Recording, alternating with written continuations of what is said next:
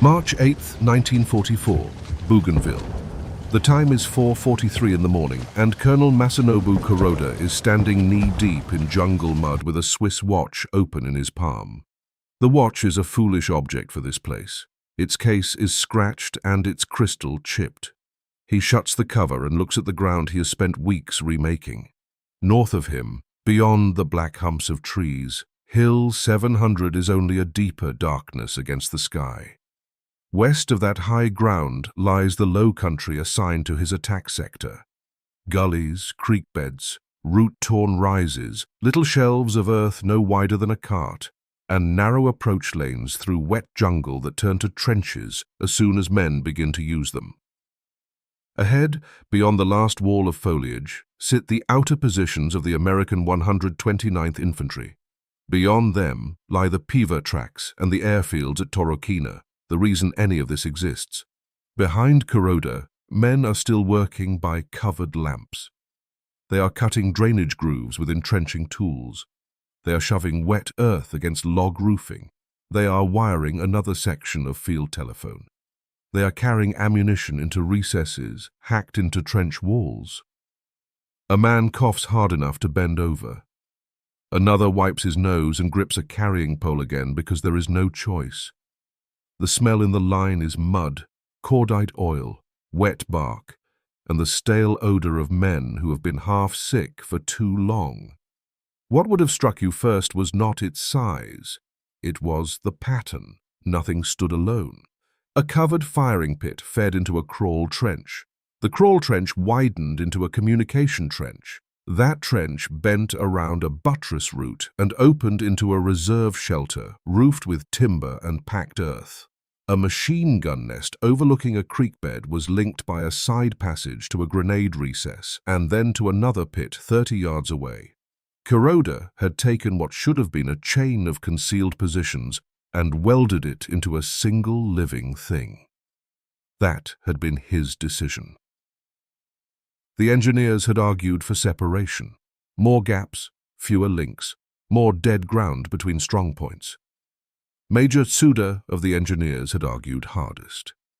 He had pointed with a pencil at every place a man could get trapped, if the roofing caught, if a wall collapsed, if an entrance was blocked by blast-thrown earth or a fallen tree.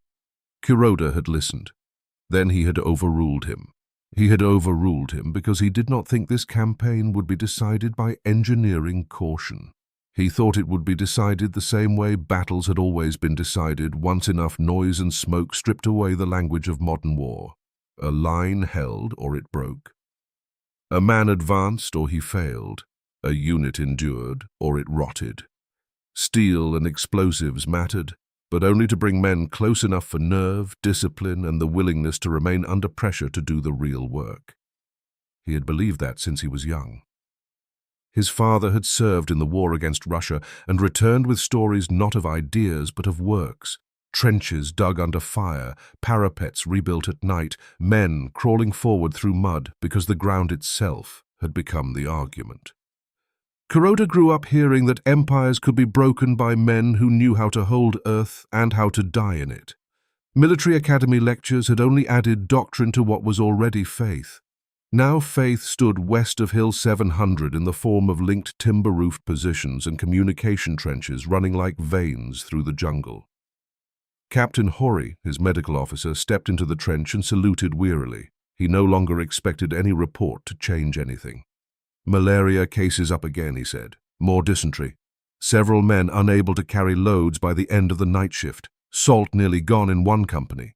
Kuroda heard him out and asked only one question. How many men could still stand with rifles? "Enough to attack," Hori said. That was all he wanted. Lieutenant General Masatane Kanda's 6th Division had not come to this side of Bougainville to linger in the jungle. General Harukichi Hyakutake's 17th Army had chosen its moment after weeks of movement and concealment. Guns had been landed by night east of the perimeter. Roads and bridges had been repaired in secrecy. Men had hauled artillery pieces, ammunition, and rations through mountains and swamp. It was an ambitious plan, made more ambitious by hunger. The assault units had roughly 2 weeks of rations. Rice had been stretched thin. Medical dressings were counted. Quinine was a prayer disguised as inventory. Kuroda understood all of it. He understood, too, that no shortage on Earth could persuade him to loosen the line he had built. A loose line meant scattered men. Scattered men meant broken control. Broken control meant admitting that he had no way to force battle back into a shape he recognized. So he made the shape himself. When Major Shina, the staff officer from Division, came through the sector with the latest schedule, Kuroda had already guessed what it would contain. Pressure disguised as resolve. The army would strike on the morning of the 8th. The thrusts had to support one another. Every unit was expected to push with decision. Kuroda read the paper by lantern light, folded it once, and tucked it into his breast pocket. Shina said the division commander expected boldness. Kuroda answered that the division commander would have it. What he did not say was that he had quietly turned boldness into architecture. He had ordered reserve shelters cut closer to the front than prudence allowed. He had ordered machine gun positions tied to bomb-proof recesses by narrow lateral passages. He had spent manpower on connectivity rather than redundancy. It was the opposite of modern caution. It was exactly what he wanted. If the Americans counterattacked, they would find not isolated nests, but a mesh. If they shelled one point, men could move behind cover to another. If they entered the jungle in strength, they would be forced to fight for each bend, each timber roof, each root-wrapped opening one after another. Kuroda climbed onto a firing step and looked toward the invisible American positions. He could not see the men waiting in them. He could not see the wire or the observers or the maps marked with likely lines of approach. What he saw instead was a battlefield that was about to be corrected. For months, the war in the South Pacific had been a war of machines, ships, aircraft, barges, engineers, roads, and airstrips. Men like Kuroda endured it because they had to. Men like Kuroda hated it because it made courage feel secondary. This attack, he told himself, would restore the proper order. At 5:45 a.m., the first Japanese guns opened. The jungle swallowed the sound for half a second, and then threw it back from every wet trunk and hillside. The shells went out toward the American perimeter and toward the Piva airfields. Men in Kuroda's sector straightened as if a signal had passed through their bones. Runners began moving. Telephones came alive. The line Kuroda had forced exhausted men to finish in darkness and fever suddenly became something more than carpentry and mud. It became intention. By full light, the first assault elements were moving through the gullies. For the first few hours, reality was willing to flatter him. Reports came back in fragments carried by line telephone and by men slipping through the trench bends with mud to their thighs. Forward patrols had crossed the first strips of open ground. Enemy shelling had been sharp but not crushing. There was confusion in at least one American outpost line. Northward, heavy fighting had opened around Hill 700.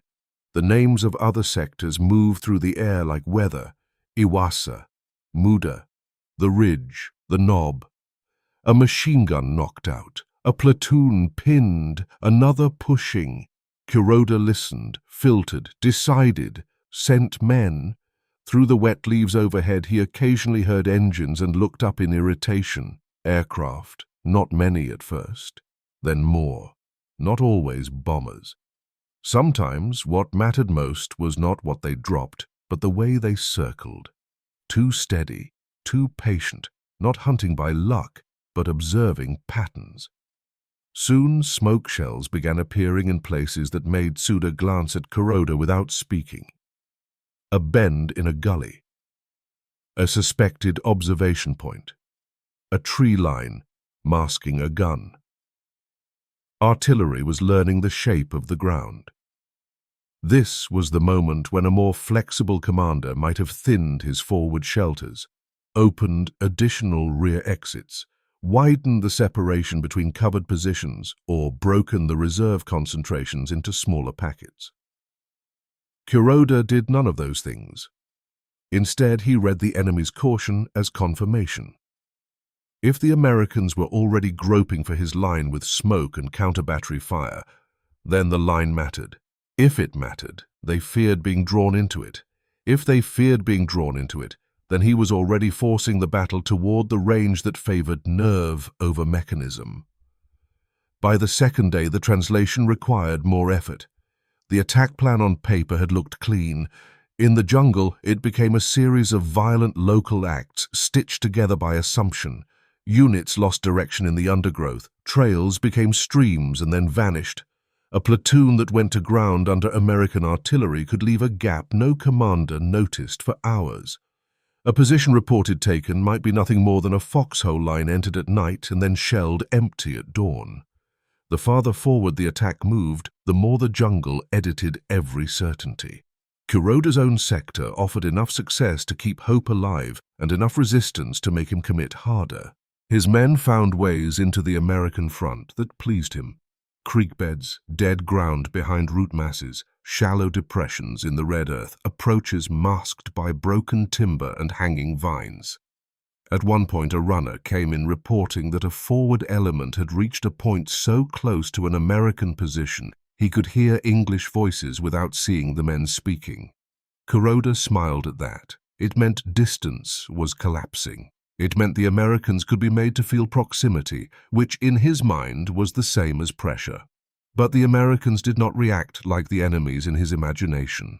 They did not break into the jungle in reckless countercharges simply because Japanese troops had closed near their wire. They answered with fire and method. Mortars arrived first, quick and exact. Then artillery, adjusting in short, brutal brackets. Not always enough to wipe a position out, but enough to make movement through a known approach lane into a choice between delay and mutilation.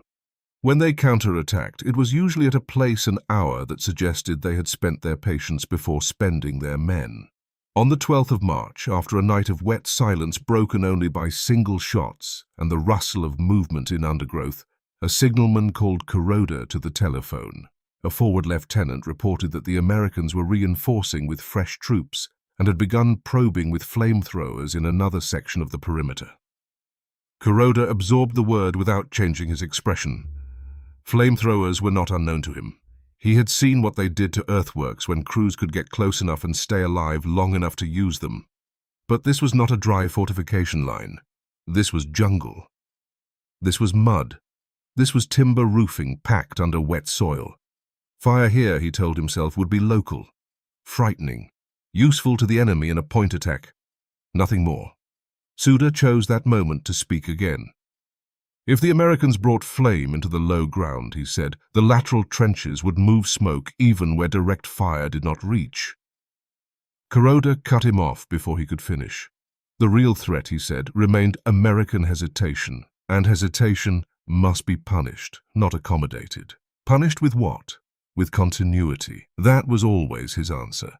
He ordered more ammunition pushed forward. He ordered alternate firing pits connected to the main run. He ordered reserve groups held inside the covered sections where artillery splinters would trouble them less. Every practical problem generated the same remedy: tighten the system. The more pressure he felt from outside, the more he relied on the inside. Men moving through it no longer needed guides. They learned the feel of it under their palms in the dark. This turn to the machine gun recess, this duck under the low roof beam, this side branch to the grenade box, this widened elbow where two bearers could pass only if one pressed flat to the wall.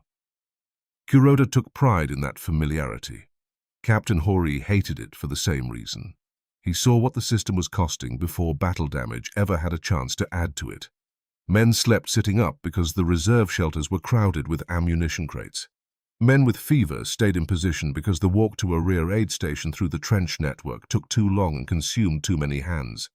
Damp bandages stayed damp. Fungus spread in boots that never dried. The line protected men from fragments and exposed them to everything else. Hori reported it. Kuroda listened. Then he asked the same question he always asked. Could the men still stand? Enough could. So the line remained. On the 13th and 14th, reports of heavy fighting elsewhere kept arriving. Hill 700 still held the attention of everyone with a map. Units had bled for ground that could be measured in yards. The whole offensive was starting to resemble a giant mechanism slipping a gear.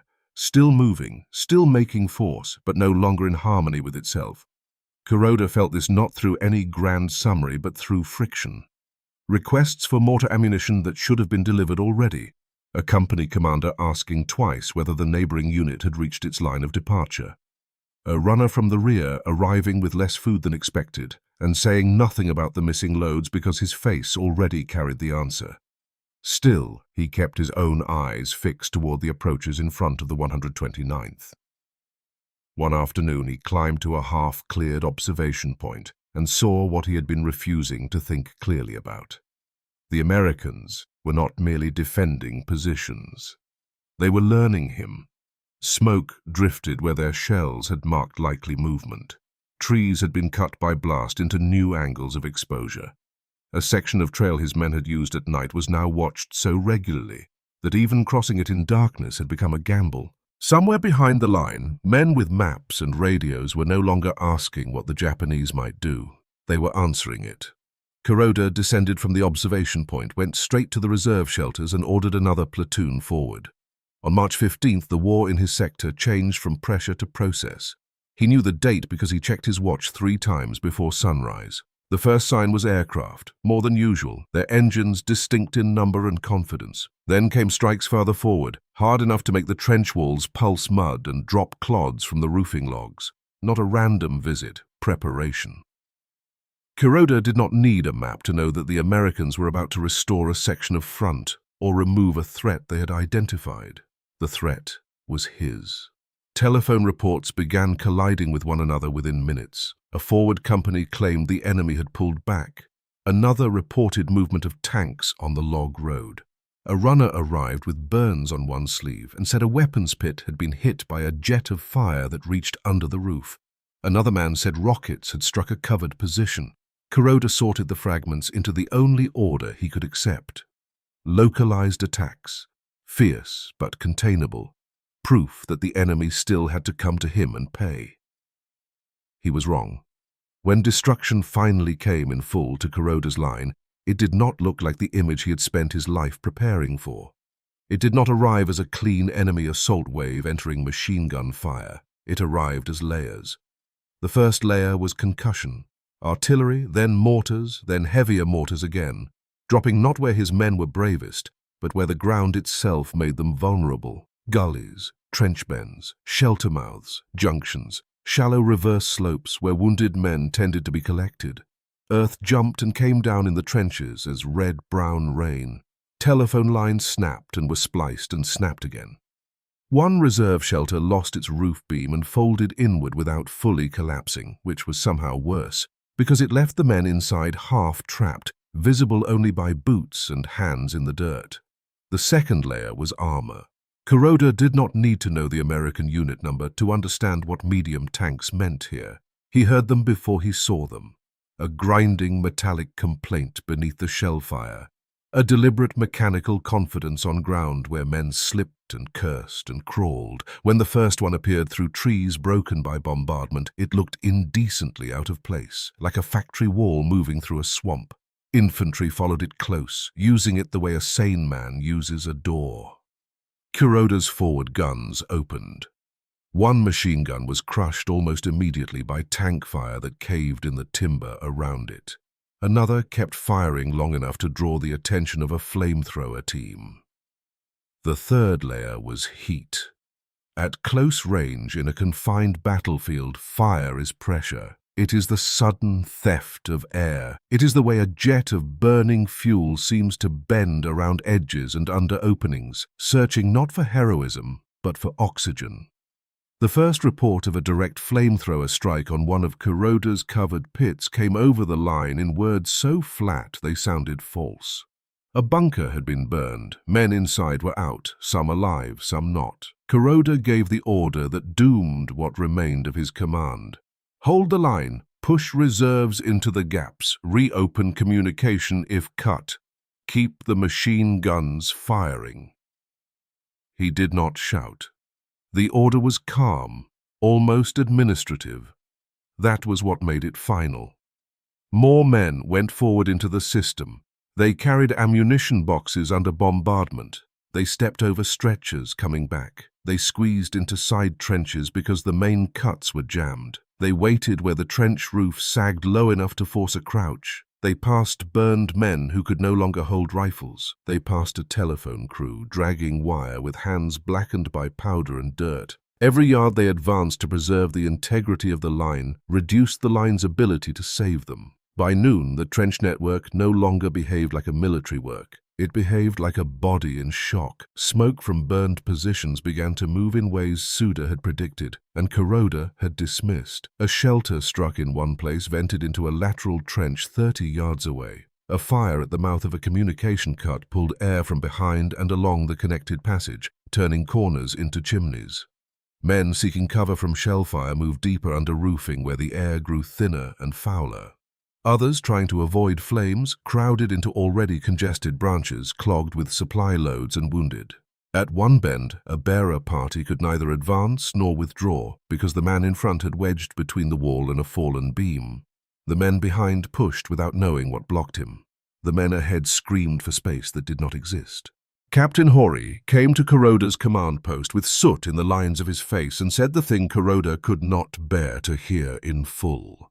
Some of the wounded were not bleeding heavily. Some had no major burns. They were dying anyway. Smoke, lack of air, panic in enclosed sections, men clawing at their own throats, men collapsing before they reached daylight. The trench system was keeping fragments off them and suffocating them at the same time. Kuroda told him to treat those who could return to the line. Hori stared at him for one long second, then saluted and went back into the dark. Telephones still functioned in pieces. Akiyama, the communications warrant, bent over his field set, calling positions that answered with static, bursts of speech, or nothing at all. One line opened briefly, and a company commander shouted that Americans were on the trench edge with flame and grenades. Another line carried only coughing, splintering wood, someone yelling for water. Then silence. Akiyama switched circuits with frantic professionalism. Each contact gave Kuroda less control than the last. Information was still arriving, but command was not moving with it. Messages were becoming autopsies delivered in real time. Outside the command post, the battlefield had narrowed into a series of mouths being forced open. American tanks and infantry were not trying to conquer the entire jungle at once. They were doing something much more lethal to Kuroda's design.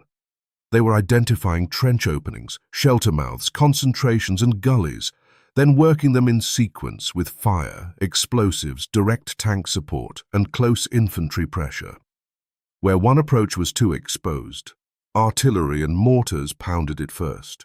Where a roof held, another opening was found. Where a bunker survived shelling, flame reached into it. Where men fled from one covered section, another branch of the same connected system caught them and held them in smoke. The line Kuroda had built to transmit reinforcement was now transmitting ruin. Late that afternoon came the bombardment that broke his belief, even if it did not immediately kill him. 4.2-inch heavy mortars, somewhere beyond what he could see, began dropping into the ravines and trench concentrations with a weight different from the lighter tubes he had learned to endure. The rounds did not merely frighten, they rearranged ground. Their explosions chopped timber, flung packed earth into entrances, flattened brush, and lifted sections of trench wall inward. Men who had survived artillery and flame found themselves buried to the waist or neck by the earth of the shelters they trusted. Kuroda felt one blast through the soles of his boots and watched dust pour from the roof logs above him in pale curtains.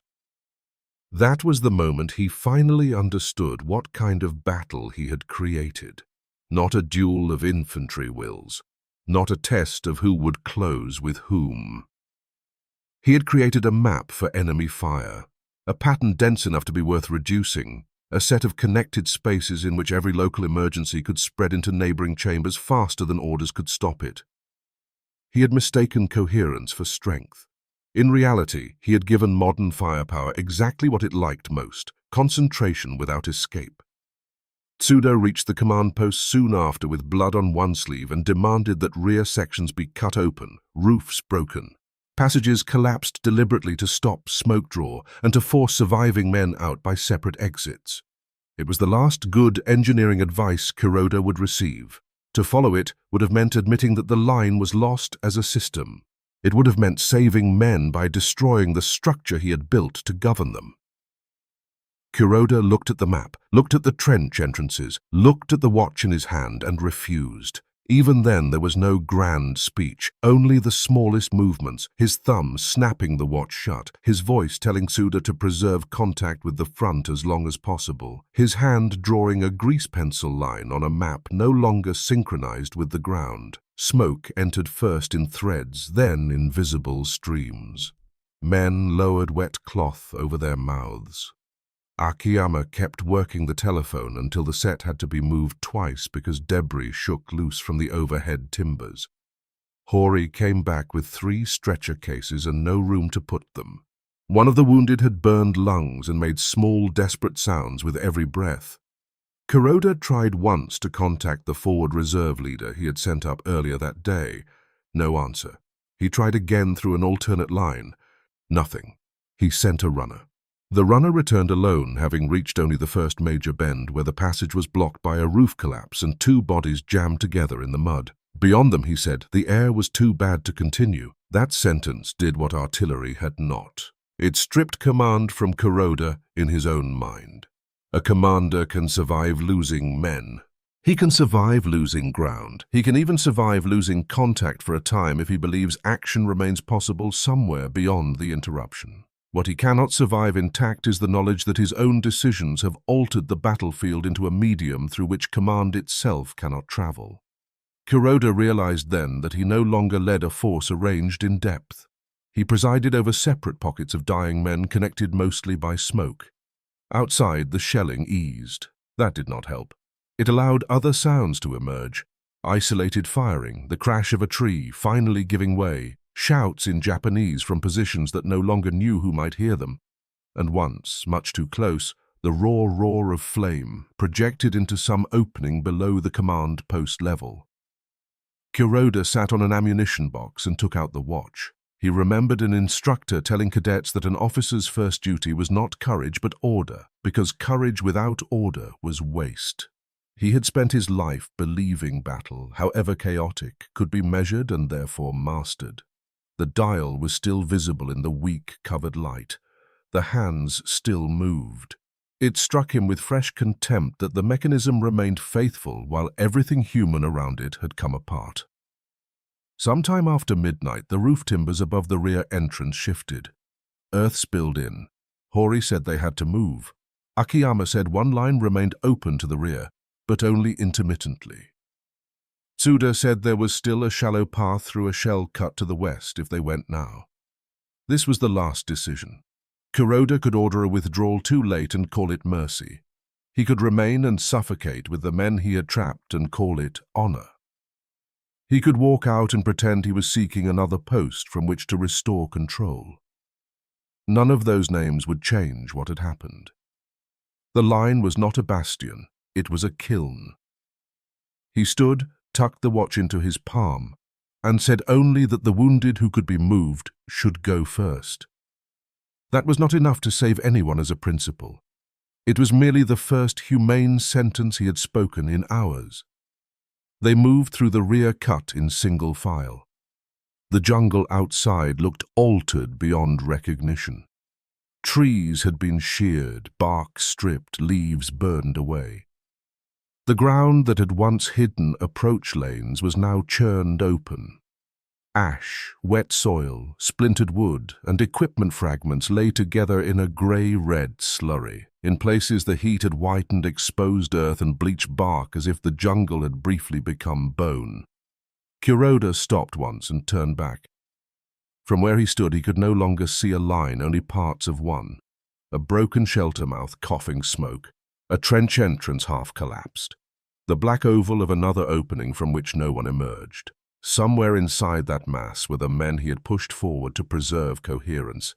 They had disappeared into the exact architecture he had chosen for them. There was no enemy in sight at that moment, only the aftermath of enemy method. He did not perform the death he had once imagined for himself. No shouted vow, no ceremonial blade. The war had become too industrial for that. It had taken even his ending and flattened it into process.